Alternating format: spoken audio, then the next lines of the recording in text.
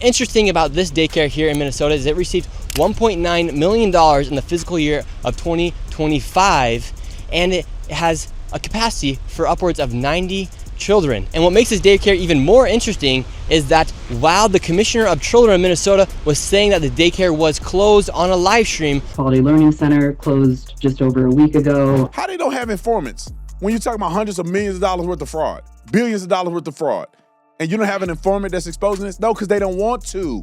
They want to get as many illegals and these people that's dependent on the government and giving them a better lifestyle, right? Allowing them to take money from the government and do fraud and be millionaires, and so they can get their vote. That's what they do. A shout out to the team. They built this shirt super quick. They did it, made it happen. I'm still standing for you cowards out here that want to kill our president. You can get that at tatumstore.com, tatumstore.com. Get to the Leering Center. Finally, the government they've been doing fraud for, I don't know, decades. I grew up in the hood. I know who was selling dope. Everybody know who was selling dope. Everybody know who's boosting, bringing them polo shirts that they stole from dealers, giving to you at $20 a shirt.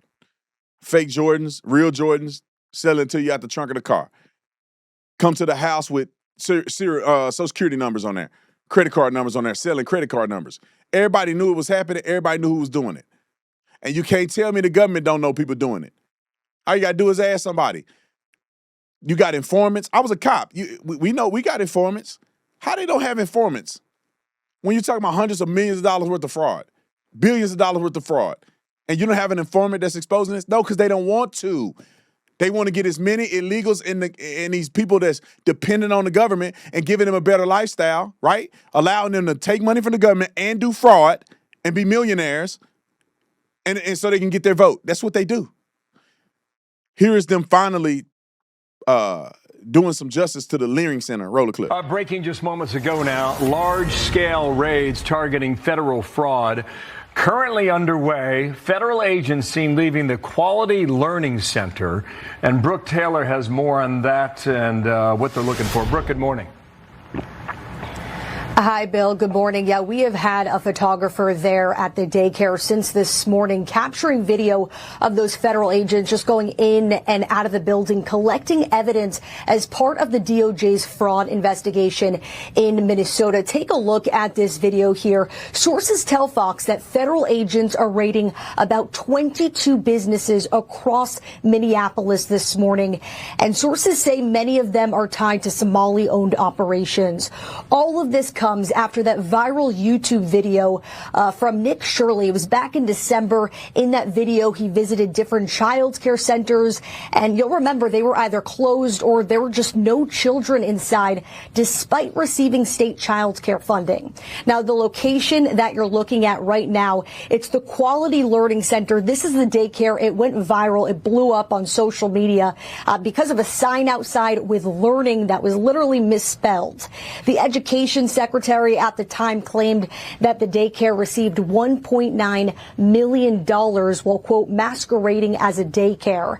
And then shortly after that, the Trump administration announced it was freezing child care funding to Minnesota and calling for a full audit of certain daycare centers.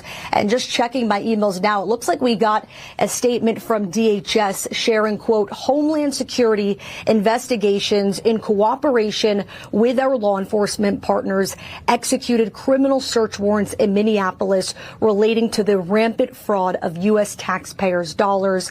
And as you could see there, federal agents still outside one of those daycare centers where they have been the last few hours. And all of this comes as Governor Tim Walz is expected to deliver his State of the State address tonight. And it's obviously comes with a lot of questions over.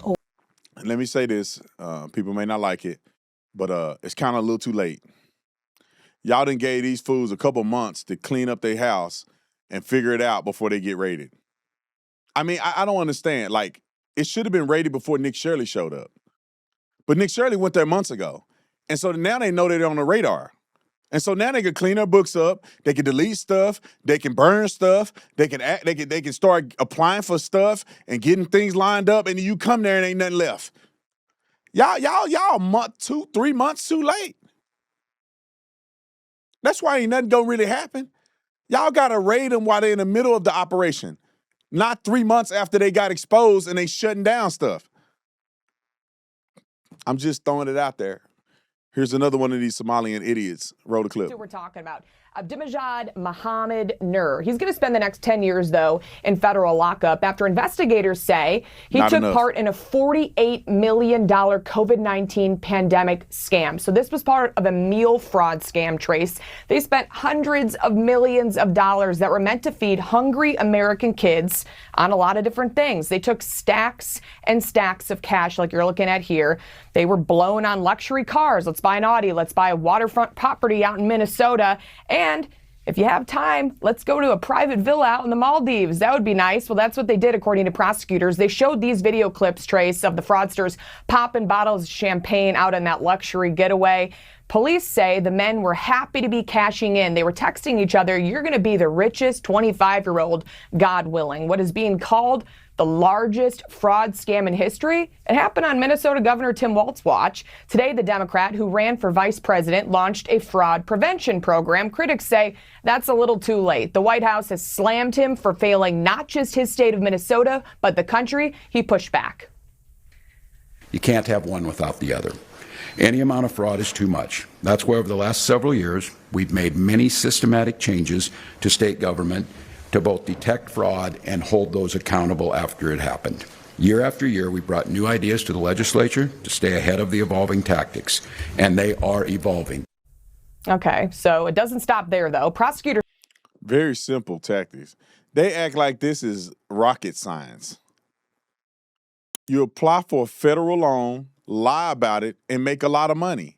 That's like 2 + 2 is 4. This is not some complex Ponzi scheme involving hundreds of thousands of people who are doing it. No, it's one guy apply for a loan, and then y'all not even following up that right there. Why do they got Bentleys out front of a learning center?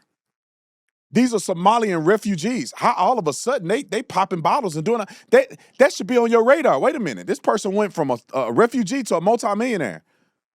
Anybody that gets $48 million from the government should be monitored. I mean, at least the funding. And when I say monitored, meaning if I go right now and I go, "Hey man, it's COVID, my company is gonna fall apart. I'm applying for $48 million. The government should be like, how long has this guy been in business? Has he ever really made money like this before? Okay, let's just monitor and see if he go to the Maldives or something. Let's see if all of a sudden his lifestyle changes. I think that's fair for the government to monitor you if you're using the government money. I approve if you're using my taxpayer dollar for them to monitor what you're doing. You at least got to show bank records. But they don't do none of this. We're doing innovative strategies to find ways to capture fraud. These people are doing Stone Age fraud. This ain't even complex, bro. This ain't even shell companies and none of that. These people are literally applying for a $48 million loan, and then they driving fancy cars right in your face. Come on, bro.